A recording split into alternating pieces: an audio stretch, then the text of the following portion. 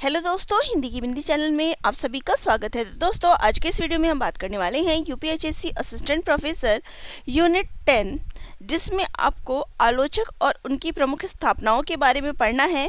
तो इस टॉपिक से रिलेटेड आप सभी के लिए प्रश्नोत्तरी लेके आई हूँ। तो देखिए, एक एक टॉपिक आप सभी के लिए बहुत ही इम्पोर्टेंट है। एमसीक्यूज़ जितने मैं आप सभी को आजकल करवा रही हूँ सभी बहुत ही इम्पोर्टेंट है। तो चलिए, आज का वीडियो हम यहाँ पर शुरू करेंगे और प्रीवियस वीडियो आप मेरे चैनल पे ज़रूर विज़िट करिएगा। और अगर आपको ये नोट्स चाहिए तो मुझे कमेंट ज़रूर करिएगा, ताकि जो ये कम समय है, अगर तैयारी नहीं भी हो पाती है तो आपके पास नोट्स रहेंगे तो आप उसके थ्रू इन प्रश्नोत्तरी को हल ज़रूर कर सकते हैं। तो मुझे कमेंट करके ज़रूर बताइएगा जिनको भी ये नोट्स लेना है, फिर डिटेल हम वहीं पे बात करेंगे। चलिए, आज के प्रश्नोत्तरी शुरू कर देते हैं। तो प्रश्न है, आचार्य रामचंद्र शुक्ल की आलोचनात्मक पद्धति का मुख्य आधार क्या है? रूपवादी पद्धति, मनोवैज्ञानिक विश्लेषण और लोकमंगल की भावना, मार्क्सवादी द्वंद्वात्मक भौतिकवाद, सौंदर्य शास्त्रीय और भाववादी। तो राइट आंसर क्या हो जाएगा? देखिए, शुक्ल जी की जो आलोचनात्मक पद्धति रही है वो मनोवैज्ञानिक विश्लेषण और लोकमंगल की भावना पर आधारित है। नेक्स्ट है, नंद दुलारे वाजपेयी को किस आलोचनात्मक पद्धति का प्रवर्तक माना जाता है? रसवादी, स्वच्छंदतावादी या सौष्ठववादी, ऐतिहासिक भौतिकवादी या फिर संरचनावादी? तो राइट आंसर क्या हो जाएगा इसका? नंद दुलारे वाजपेयी जी को जो है स्वच्छंदतावादी या सौष्ठववादी के रूप में जाना जाता है। तो ये इस आलोचना पद्धति के जनक के रूप में जाने जाते हैं। नेक्स्ट है, डॉक्टर नगेंद्र की आलोचनात्मक पद्धति का प्रमुख केंद्र क्या है? अस्तित्ववादी व्याख्या, भाषा केंद्रित विश्लेषण, रस सिद्धांत और मनोवैज्ञानिक विश्लेषण या फिर समाजशास्त्रीय अध्ययन? तो राइट आंसर क्या हो जाएगा? जो डॉक्टर नगेंद्र जी का है वो कौन सा है? तो वो है रस सिद्धांत और मनोवैज्ञानिक विश्लेषण। चलिए, नेक्स्ट क्वेश्चन पे आते हैं। तो नेक्स्ट हमारा क्वेश्चन है, हजारी प्रसाद द्विवेदी की आलोचनात्मक पद्धति में परंपरा का अर्थ क्या है? अब आपको पता है कि जो हजारी प्रसाद द्विवेदी जी हैं वो सांस्कृतिक और परंपरावादी आलोचक के रूप में जाने जाते हैं। तो इनका अर्थ क्या है? पाश्चात्य साहित्य का प्रभाव, केवल शास्त्रीय नियमों का पालन, अतीत का अनुकरण करना या फिर सांस्कृतिक निरंतरता और समन्वय? तो राइट आंसर यहाँ पर हो जाएगा, परंपरा का अर्थ क्या है? सांस्कृतिक निरंतरता और समन्वय। नेक्स्ट है, रामविलास शर्मा की आलोचनात्मक पद्धति को किस नाम से जाना जाता है? प्रगतिशील या मार्क्सवादी आलोचना, सौंदर्य शास्त्रीय आलोचना, प्रभाववादी आलोचना या फिर व्यक्तिवादी आलोचना? तो यहाँ पे बात हो रही है रामविलास शर्मा जी की। तो इनकी जो आलोचनात्मक पद्धति है इसको प्रगतिशील या मार्क्सवादी आलोचना के रूप में जाना जाता है। नेक्स्ट है, नामवर सिंह की आलोचनात्मक पद्धति की मुख्य विशेषता क्या है? इतिहासबोध और जनवादी दृष्टिकोण, पुराने प्रतिमानों का समर्थन, शुद्ध काव्य शास्त्रीय पद्धति या फिर राजनीति से तटस्थता? तो राइट आंसर क्या है? नामवर सिंह की जो आलोचनात्मक पद्धति है ये इतिहास बोध और जनवादी दृष्टिकोण पर आधारित है। नेक्स्ट हमारा क्वेश्चन है, रामस्वरूप चतुर्वेदी जी की आलोचनात्मक पद्धति का मुख्य नारा क्या माना जाता है? आलोचना भाषा की ही आलोचना है, इतिहास ही आलोचना है, कविता ही जीवन है या फिर आलोचना समाज का दर्पण है? तो राइट आंसर क्या है? उनकी आलोचनात्मक पद्धति का जो मुख्य नारा है वो क्या है? आलोचना भाषा की ही आलोचना है। ठीक है, चलिए नेक्स्ट है, विजय देव नारायण शाही की आलोचनात्मक पद्धति का मूल स्वर क्या है? तुलनात्मक, अस्तित्ववादी और व्यक्तिक, शुद्ध शास्त्रीय या फिर साम्यवादी? तो राइट आंसर क्या हो जाएगा? जो विजय देव नारायण शाही की आलोचनात्मक पद्धति है वो है अस्तित्ववादी और व्यक्तिक।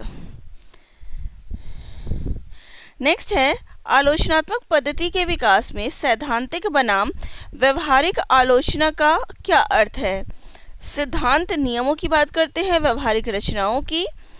सिद्धांत में राजनीति है, व्यवहारिक में धर्म। सिद्धांत आधुनिक है, व्यवहारिक प्राचीन। सिद्धांत कठिन है, व्यवहारिक सरल। तो राइट आंसर क्या हो जाएगा? राइट आंसर हो जाएगा कि इसमें सैद्धांतिक बनाम व्यवहारिक आलोचना का क्या अर्थ है कि सिद्धांत जो है वो नियमों की बात करते हैं और व्यवहारिक जो है ये रचनाओं की बात करते हैं। नेक्स्ट है, निम्न में से कौन सा आलोचक सौष्ठववादी माना जाता है? तो आपको दोनों प्रकार से प्रश्न यहाँ पर पूछ सकते हैं। तो यहाँ पर पूछा गया सौष्ठववादी आलोचक के रूप में कौन जाने जाते हैं? हजारी प्रसाद द्विवेदी, रामचंद्र शुक्ल, नंद दुलारे वाजपेयी या फिर रामविलास शर्मा। तो राइट आंसर इसका हो जाएगा यहाँ पर हमारा ऑप्शन नंबर सी, नंद दुलारे वाजपेयी। नेक्स्ट है, आचार्य रामचंद्र शुक्ल की आलोचनात्मक पद्धति का मुख्य केंद्र क्या है? मनोवैज्ञानिक रस व्याख्या, मार्क्सवादी वर्ग चेतना, लोक मंगल की साधनावस्था या फिर सौंदर्य का विश्लेषण। तो देखिए जो शुक्ल जी की आप इजीली बता सकते हैं क्या आएगा? लोक मंगल की साधना अवस्था।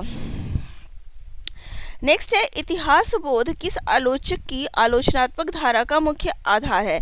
तो इतिहास बोध को किसने अपनाया है? रामचंद्र शुक्ल ने, नामवर सिंह ने, रामविलास शर्मा ने या फिर डॉक्टर नगेंद्र ने।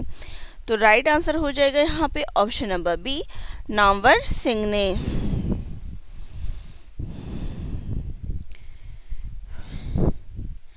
नेक्स्ट है, हजारी प्रसाद द्विवेदी को किस प्रकार का आलोचक माना जाता है? सांस्कृतिक, मार्क्सवादी, सौष्ठववादी या फिर अस्तित्ववादी। तो यहाँ पे बात किसकी हो रही है? हजारी प्रसाद द्विवेदी जी की, और इनको जो है सांस्कृतिक आलोचक के रूप में जाना जाता है। नेक्स्ट है, आधुनिकता के साथ जनवादी दृष्टि के प्रबल समर्थक कौन हैं? नंद दुलारे वाजपेयी, नामवर सिंह, रामचंद्र शुक्ल या फिर डॉक्टर नगेंद्र। अब यहाँ पे बात हो रही है कि आधुनिकता की भी और जनवादी दृष्टिकोण। तो इनमें से जनवादी दृष्टिकोण किसका रहा है? तो वो है नामवर सिंह का। नेक्स्ट है, आस्था के चरण और रस सिद्धांत किसकी रचनाएं हैं? डॉक्टर नगेंद्र, नामवर सिंह, रामस्वरूप चतुर्वेदी या फिर रामचंद्र शुक्ल। तो ये दोनों किसकी रचनाएं हैं? तो ये है डॉक्टर नगेंद्र की रचनाएं। ठीक है। नेक्स्ट है, रस सिद्धांत के आधुनिक व्याख्याता के रूप में किसे जाना जाता है? डॉक्टर नगेंद्र, नामवर सिंह, हजारी प्रसाद द्विवेदी या फिर रामस्वरूप चतुर्वेदी। तो रस सिद्धांत किसकी रचना है? ये डॉक्टर नगेंद्र की रचना है। नेक्स्ट है, हजारी प्रसाद द्विवेदी ने भक्ति आंदोलन को किस रूप में देखा? ईसाई मिशनरियों का प्रभाव, भारतीय चिंता का स्वाभाविक विकास, इस्लामी आक्रमण की प्रतिक्रिया या फिर मार्क्सवादी क्रांति। तो राइट आंसर है भारतीय चिंता का स्वाभाविक विकास के रूप में। ठीक है। नेक्स्ट है, रामविलास शर्मा की प्रमुख आलोचनात्मक स्थापना क्या है? साहित्य केवल आनंद का साधन है, साहित्य का मूल आधार सौंदर्य है, साहित्य सामाजिक यथार्थ और वर्ग चेतना की अभिव्यक्ति है या फिर आलोचना केवल भाषा की व्याख्या है। तो यहाँ पे जो इनका आधार रहा है वो रहा है कि साहित्य सामाजिक यथार्थ और वर्ग चेतना की अभिव्यक्ति है। नेक्स्ट है, विजय देव नारायण शाही की आलोचना का मूल स्वर क्या है? अस्तित्ववादी चेतना, मध्यकालीन परंपरावाद, सामूहिकतावाद या फिर शास्त्रीयवाद। तो राइट आंसर क्या हो जाएगा यहाँ पर? राइट आंसर हमारे यहाँ पर हो जाएगा अस्तित्ववादी चेतना। नेक्स्ट है, आलोचना भाषा की ही आलोचना है, यह प्रसिद्ध कथन या स्थापना किसका है? रामस्वरूप चतुर्वेदी, डॉक्टर नगेंद्र, नामवर सिंह या फिर रामचंद्र शुक्ल। तो आपको किसी भी प्रकार से प्रश्न पूछा जा सकता है। तो इसका जो राइट आंसर हो जाएगा वो क्या हो जाएगा? वो हो जाएगा रामस्वरूप चतुर्वेदी जी का ये कथन है या स्थापना है।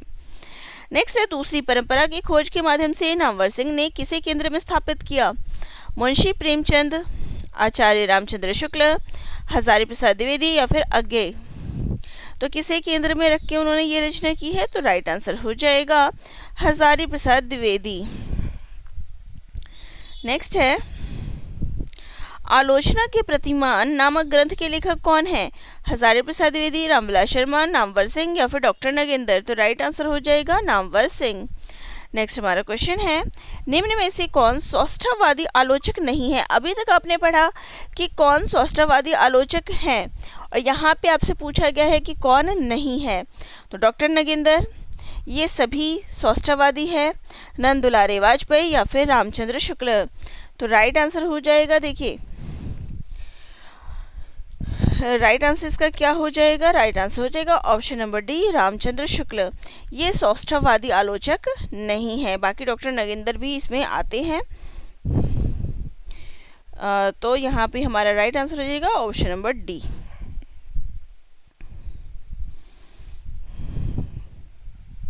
कहेंगे कि केवल नंद दुलारे वाजपेयी ही है। तो देखिए, नंद दुलारे वाजपेयी जी की बात करें तो ये तो सौष्ठववादी आलोचक के रूप में जाने ही जाते हैं।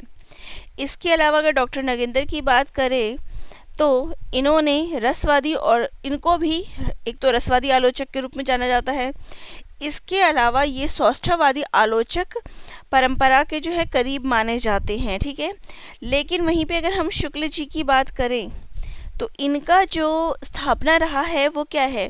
वो लोकमंगल और शास्त्रीयवाद के ऊपर रहा है। तो इनको हम सौष्ठववादी आलोचक नहीं कहेंगे। इनको क्या कहेंगे हम? रसवादी आलोचक या फिर वस्तुवादी आलोचक के रूप में हम इनको कहेंगे, ठीक है। तो अब आपको यहाँ पे इसका आंसर क्लियर हो गया होगा कि इनको भी सौष्ठववादी आलोचक के करीबी के रूप में जाना जाता है, ठीक है। इसलिए यहाँ पे इनका भी नाम आएगा। लेकिन शुक्ल जी जो है ये पूर्णतया से इससे अलग है। इनकी भावना जो स्थापना है वो लोकमंगल की रही है। चलिए नेक्स्ट है, आचार्य रामचंद्र शुक्ल के अनुसार साधारणीकरण का क्या अर्थ है? केवल ईश्वर की भक्ति का प्रसार, रचनाकार और पाठक का एक होना, आलंबनत्व, धर्म का साधारणीकरण या फिर अलंकारों का सामान्य प्रयोग। तो राइट आंसर हो जाएगा यहाँ पर इसमें से साधारणीकरण का जो शुक्ल जी ने अर्थ माना है कि आलंबन धर्म का साधारणीकरण, ठीक है। सी ऑप्शन यहाँ पर राइट हो जाएगा। ये क्वेश्चन हम पीछे भी कर चुके हैं कि आलोचना भाषा की आलोचना है। ये किसका कथन है? तो ये रामस्वरूप चतुर्वेदी जी का कथन है। चलिए नेक्स्ट है, मार्क्सवादी आलोचना का दृढ़ आधार और प्रगतिशील चेतना किस आलोचक की विशेषता है? तो मार्क्सवादी आलोचना की यहाँ बात हो रही है, तो इसका राइट आंसर क्या हो जाएगा? नंद दुलारे वाजपेयी, रामचंद्र शुक्ल, रामविलास शर्मा या फिर डॉक्टर नगेंद्र। राइट आंसर हो जाएगा यहाँ पे रामविलास शर्मा। नेक्स्ट है, नंद दुलारे वाजपेयी के सौष्ठववादी दृष्टिकोण का प्रमुख आधार क्या है? कला के आंतरिक सौंदर्य और उदारता का विश्लेषण, मार्क्सवादी विचारधारा का प्रचार, लोक चेतना का इतिहास या फिर नैतिक मूल्यों का आग्रह। तो राइट आंसर हो जाएगा यहाँ पर जो सौष्ठववादी दृष्टिकोण का आधार है वो है कि कला के आंतरिक सौंदर्य और उदारता का विश्लेषण। नेक्स्ट है, डॉक्टर नगेंद्र ने आस्था के चरण में किस प्रकार की आलोचना पद्धति को पुष्ट किया है? समाजवादी यथार्थ, रसवादी और मनोवैज्ञानिक, शुद्ध संरचनावादी या फिर अस्तित्ववादी। तो राइट आंसर है यहाँ पे कि आस्था के चरण में उन्होंने रसवादी और मनोवैज्ञानिक दृष्टिकोण की बात अपनाई है। नेक्स्ट है, हजारी प्रसाद द्विवेदी द्वारा हिंदी साहित्य की भूमिका में कौन सा मत प्रतिपादित किया गया है? हिंदी साहित्य आधुनिक युग की देन है, भक्ति साहित्य भारतीय परंपरा का स्वतः स्फूर्त विकास है, हिंदी साहित्य का इतिहास केवल राजाओं का इतिहास है, या फिर भक्ति साहित्य का मूल स्रोत विदेशी प्रभाव है। तो राइट आंसर हो जाएगा यहाँ पे कि भक्ति साहित्य भारतीय परंपरा का स्वतः स्फूर्त विकास है। ये जो है इन्होंने हिंदी साहित्य की भूमिका में बताया है, ये मत उनका है उसमें, ठीक है। नेक्स्ट है, रामविलास शर्मा ने निराला की साहित्य साधना में किस स्थापना पर विशेष बल दिया है? निराला पर छायावाद का प्रभाव, निराला का व्यक्तिगत अकेलापन, निराला का सौंदर्यवादी झुकाव या फिर निराला का क्रांतिकारी और परंपरावादी व्यक्तित्व। तो राइट आंसर है कि उन्होंने निराला की जो साहित्य साधना है इसमें निराला की क्रांतिकारी और परंपरावादी व्यक्तित्व पर बल दिया है। नेक्स्ट है, विजयदेव नारायण शाही की आलोचना का मुख्य केंद्र क्या है? भाषा का सांख्यिकीय विश्लेषण, भारतीय काव्यशास्त्र की परंपरा, व्यक्ति का साहस और अस्तित्व या फिर समाजवादी यथार्थ। तो राइट आंसर क्या हो जाएगा इसका? राइट आंसर हमारा हो जाएगा व्यक्ति का साहस और अस्तित्व। नेक्स्ट है, रामस्वरूप चतुर्वेदी की आलोचनात्मक पद्धति में संवेदना और भाषा का क्या स्वरूप है। देखिए, आपने इनकी पुस्तक तो देखी है, तो अब इसके आधार पर बताइए कि क्या है संबंध है। भाषा केवल माध्यम है। भाषा और संवेदना दोनों क्या है, पृथक है, अलग है।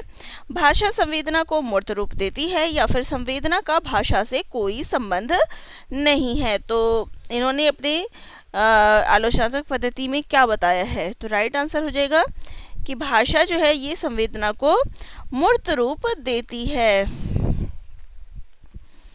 नेक्स्ट है,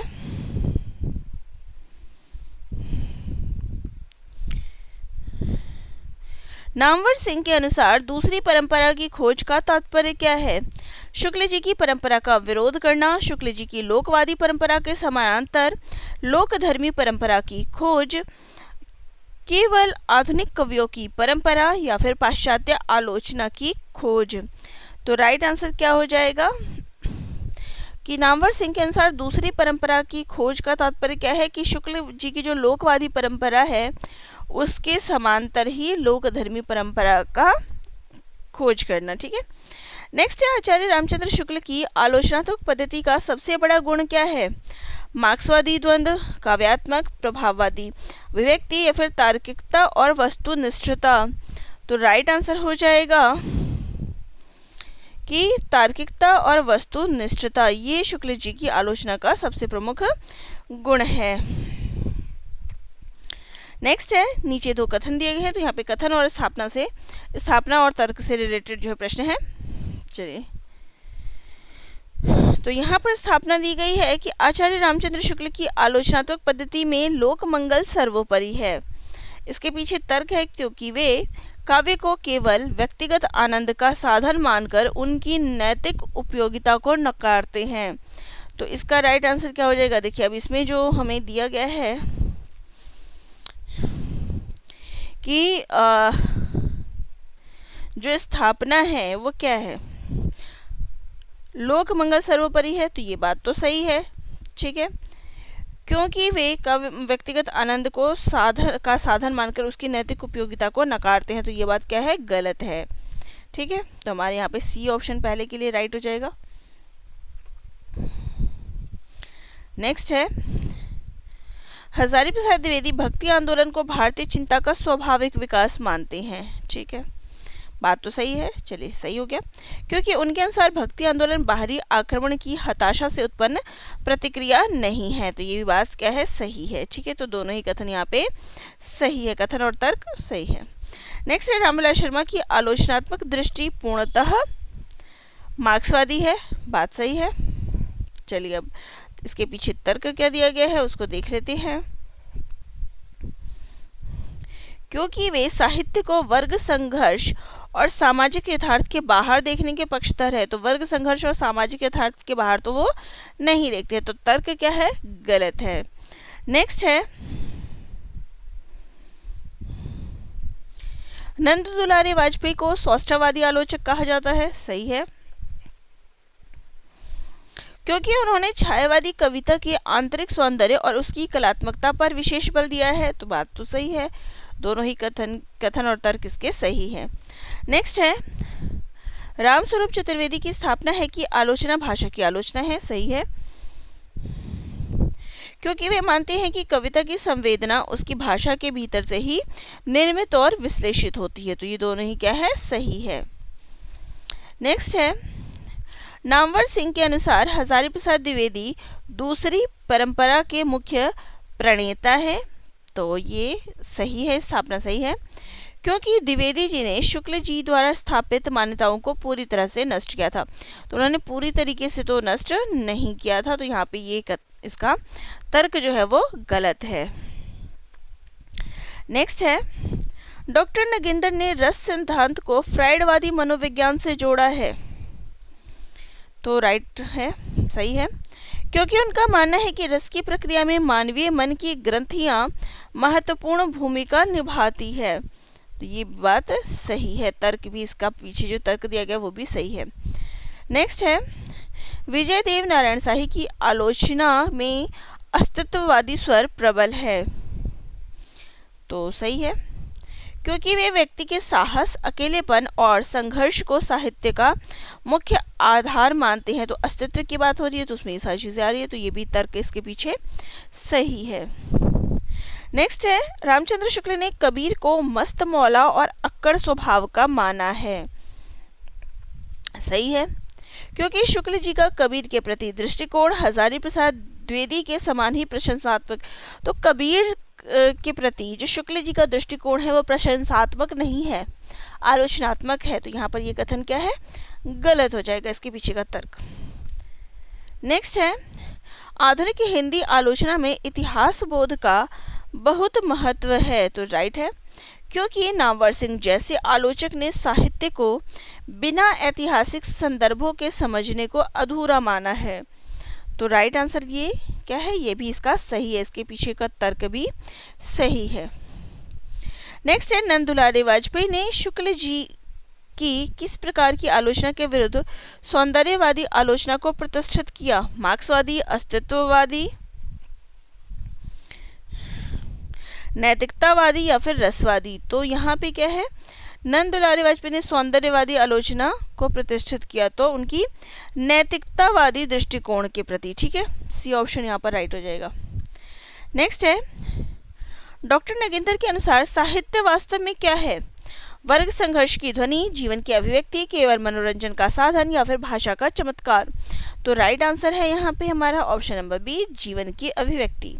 नेक्स्ट है, कविता ठंडा लोहा नहीं बल्कि एक जीवंत चुनौती है, यह दृष्टिकोण किसका है? रामस्वरूप चतुर्वेदी, नामवर सिंह, विजय देव नारायण शाही या फिर नंद दुलारे वाजपेयी?